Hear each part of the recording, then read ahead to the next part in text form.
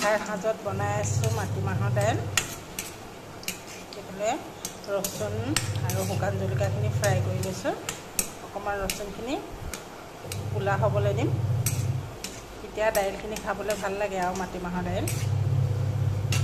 আমাৰ অসমীয়াত কয় মাটিমাহৰ দাইল, আমাৰ ইয়াত আকৌ নাগামিছত কয় কালাডাল ইয়াত কয় আমাৰ ইয়াত লোকেল মানুহবিলাকে। এয়া মোৰ মাটিমাহৰ দাইল।